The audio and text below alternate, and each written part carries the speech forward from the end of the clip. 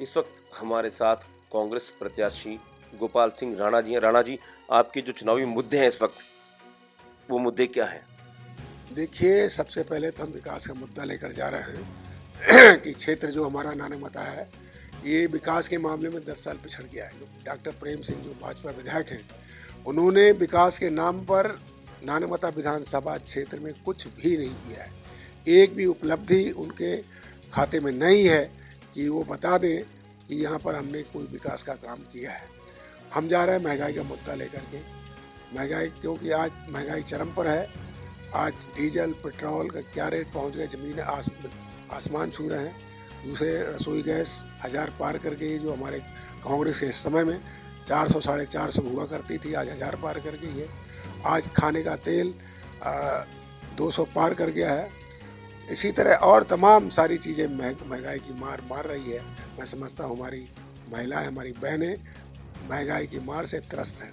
इसी तरह हम नौजवानों के रोज़गार के लिए हम जा रहे हैं, बेरोज़गारी की बात कर रहे हैं कि हमारे जो युवा हैं वो बेरोज़गार हो चुके हैं। जो पंडित नारायण दत्त तिवारी जी ने जो यहाँ फैक्ट्री लगाई थी, उद्योग लगाए थे, उसमें हमारे बहुत सारे क्षेत्र के युवक उसमें कार्यरत थे, काम करते थे, उन्हें रोज़गार मिला हुआ था। लेकिन आज भाजपा के शासनकाल में वो हमारे उद्योग धंधे सब पलायन कर गए हैं, बाहर चले गए हैं और हमारे जो युवा हैं वो बेरोज़गार हो गए हैं। इसी तरह हम जाते हैं किसानों का मुद्दा, जो हमारे किसान भाई बैठे पड़े हैं। किसानों का मुद्दा, क्योंकि नानमता विधानसभा क्षेत्र किसान बहुल क्षेत्र है।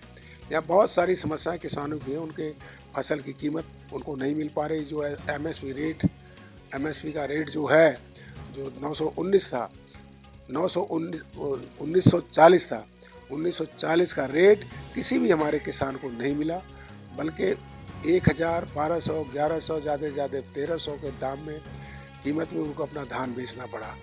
आज जैसा कि हमारे नरेंद्र मोदी ने कहा था कि हम किसानों का ऋण माफ़ करेंगे, मेरी पहली बैठक में पहले दस्तखत में किसानों का ऋण माफ़ करेंगे, लेकिन किसानों का कोई ऋण माफ़ नहीं हुआ। किसानों के अच्छे दिन आएंगे, किसानों के अच्छे दिन नहीं आए। और भी तमाम ऐसे मुद्दे हमारे हैं।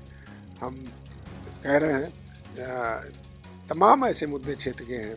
ऐसे मुद्दों को लेकर हम जा रहे हैं। निश्चित तौर पर यहाँ जनता का अपार स्नेह कांग्रेस को मुझको मिल रहा है। निश्चित तौर पर यहाँ इस बार कांग्रेस जीतेगी और भारी मतों से जीतेगी।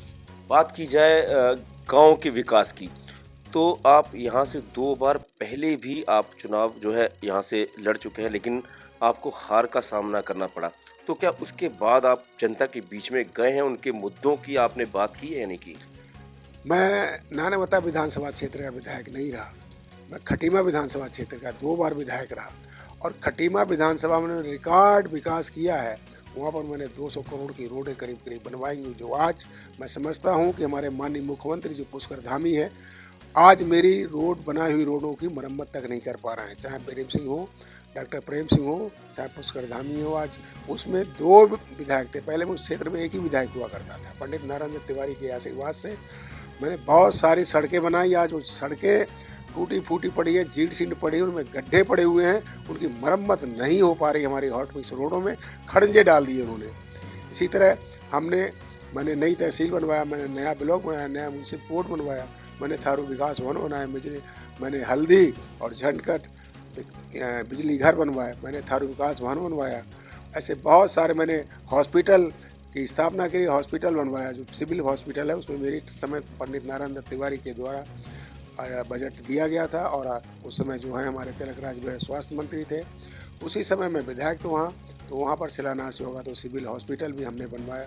और सारे इंटर कॉलेज, डिग्री कॉलेज में बहुत सारे सब्जेक्ट, शिक्षा के क्षेत्र में, स्वास्थ्य के क्षेत्र में, विद्युत के क्षेत्र में, जल के क्षेत्र में हमने बहुत रिकॉर्ड विकास किया। और जब मैंने विकास किया तो 2007 के चुनाव में मुझे, पहले मैं 11,000 से जीता था, दोबारा फिर मैं 20,000 वोटों से जीत करके विधानसभा में पहुंचा।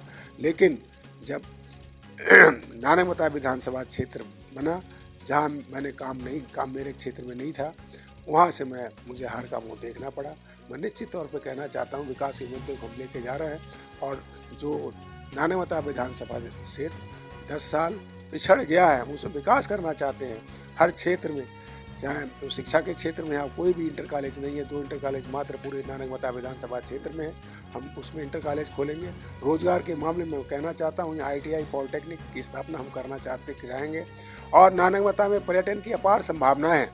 यहाँ पर धार्मिक स्थल जो है हमारा गुरु नानक साहब गुरुद्वारा है, उसको हम धार्मिक स्थल पर्यटन स्थल में विकसित करना चाहेंगे। इसी तरह यहाँ पर नानक सागर डैम है, उसमें भी हम पर्यटन के क्षेत्र में उसे विकसित करना चाहेंगे। और तमाम यहाँ पर तहसील भवन बनाएंगे, हॉस्पिटल को अच्छा करेंगे। ऐसे तमाम ऐसी मेरी योजनाएं हैं, मेरे दिमाग में ऐसी सारी योजनाएं हैं कि हम नानकमता विधानसभा का निश्चित तौर पर, जैसे मैंने खटीमा में विकास किया है, एक रिकॉर्ड विकास किया मैंने, इसी तरह मैं नानकमता में विकास करना चाहता हूं। मेरी इच्छा है कि हम जनता की सेवा करें और निश्चित तौर जनता का अपार स्नेह मिल रहा है। जनता ने मन बना लिया है परिवर्तन का, और निश्चित तौर पर 2022 में 14 फरवरी को एक निर्णायक निर्णय होगा और यहाँ की जनता परिवर्तन करने जा रही है और निश्चित तौर पर सत्ता परिवर्तन होगा। भाजपा की बात करें तो भाजपा ने एक नारा दिया है इस बार 60 पार, उस बारे में आप क्या कहेंगे? ये तो भूल जाएं 60 पार। मैं कहता हूं उनको 30 सीटें भी नहीं मिलेंगी। 60 तो बहुत दूर की बात है, 30 सीटें भी नहीं मिलेंगी। ये 2022 में अटक जाएंगे, इससे आगे नहीं बढ़ पाएंगे।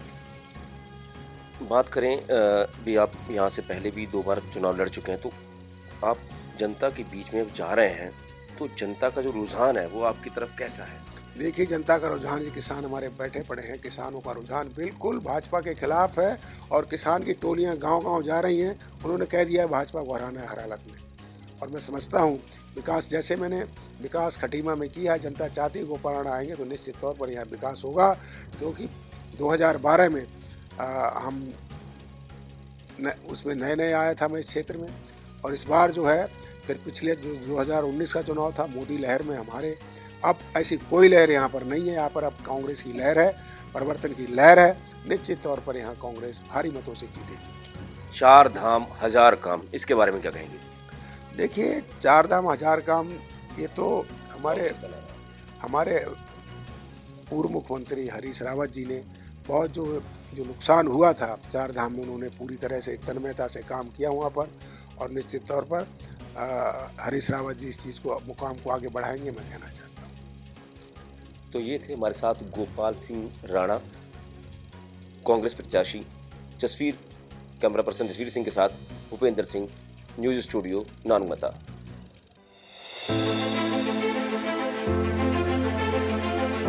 उत्तराखंड के मुद्दे रोजगार से कामगार तक, पर्यटन से पर्वतों तक, सत्ता के गलियारों से हर गांव की गलियों तक, कर्णधारों की कलम से आम आदमी के हितों तक। और भी होगा बहुत कुछ देवभूमि से जुड़ा, देवभूमि के बारे में, देवभूमि के वासियों के साथ, सिर्फ न्यूज़ स्टूडियो उत्तराखंड पर, खबर उत्तराखंड की।